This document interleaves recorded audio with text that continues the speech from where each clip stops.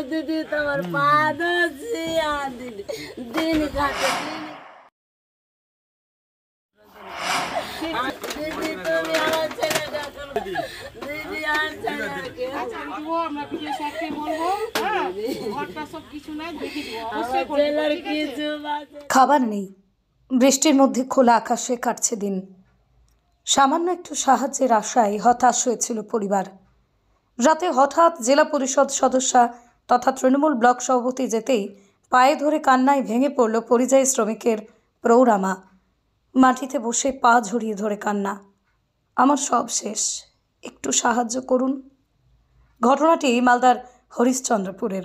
বিদ্যুতের short circuit থেকে আগুন লেগে পরিযায়ী শ্রমিক আনসার আলীর ঘর সম্পূর্ণ পুড়ে ছাই হয়ে যায়। ঘরে থাকা নগদ 20,000 টাকা থেকে শুরু করে যাবতীয় জিনিসপত্র ভস্মীভূত। বৃষ্টি মাথায় নিয়ে আনসারের পরিবার ও তার প্রৌঢ়া মা খোলা আকাশের নিচে। সকাল থেকে রাত গড়িয়ে গেলেও অগ্নিকাণ্ডে ক্ষতিগ্রস্ত এই দিনমজুর পরিযায়ী শ্রমিকের পরিবারের পাশে দেখা যায়নি এলাকার প্রশাসনিক কর্তা থেকে শুরু করে কোনো জনপ্রতিনিধিদের। গভীর রাতে খবর পেয়ে ওই এলাকায় ছুটে যান জেলা পরিষদ সদস্যা তথা তৃণমূল ব্লক সভাপতি মার্জিনা খাতুন।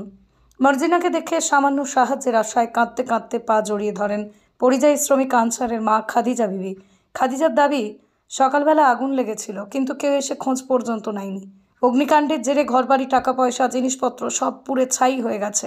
পরিবার নিয়ে সারাদিন খোলা আকাশের নিচে বসে পড়েছেন। খাবার পর্যন্ত জোটেনি কারোর। আপাতত সর্বহারা পরিবারটিকে রাতেই উদ্ধার করে নিয়ে আসেন ওই তৃণমূল নেত্রী এবং ওই নেত্রীর প্রতিশ্রুতি দেন চেষ্টা করবেন পরিবারটি যাতে সরকারি ঘর পান। নাও दीदी তোমার পাদसी दीदी दिन घाटे दिन खाए আমার ছেলে অপারেশন করা दीदी তুমি আমার ছেলে ডাকো दीदी আর ছেলেকে दीदी আগানটা করে করে যাবে মালদা থেকে আসার পরে ওই জন্য এসেছি। আর ছেলের কিছু বাঁচেনি সোনা, আদর কিছু বাঁচেনি। তোমার পা দেখছি আমরা করে দিব আমরা ভিডিও সাথে বলবো ঘরটা সব কিছু নাই দেখি দিব অবশ্যই ছেলের কিছু দিদি চাপের ঘাট ছিল আমাদের সব হয়ে গেছে।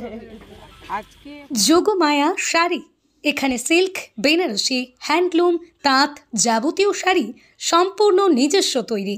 আমাদের ঠিকানা মতিগঞ্জের পাশে সেনকো গোল্ডের বিপরীত রাস্তা, শান্তিপুর, নদিয়া। যোগাযোগ নাম্বার 7501813803। আমরা শুধুমাত্র পাইকারি বিক্রেতা।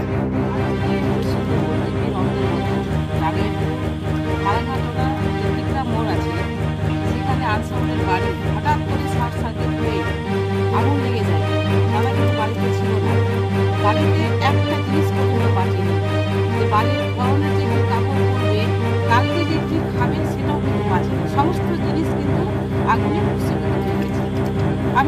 আমি দেখলাম, দেখে আমি খবর পাওয়া মাত্র আসলাম।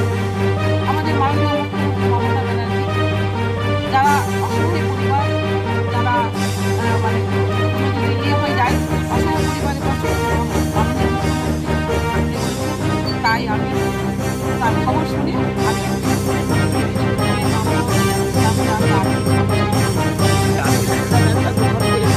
ছেলে মাথাটা কোথায় লুকাবে, আমার বউ পোতা কি কোথায় থাকবে, কার দুয়ারে থাকবে। ওই লেগে আমি মার্জিনা দিদির পা ধরেছি যে আমার ছেলেকে এখন ঘর পেরে যাবে। পঞ্চায়েত প্রধান, পঞ্চায়েত সদস্য, এলাকায় মন্ত্রী আছে, এরা এসেছিলেন? না, মন্ত্রী আসেনি, কালকে আসতে চেয়েছে। আচ্ছা।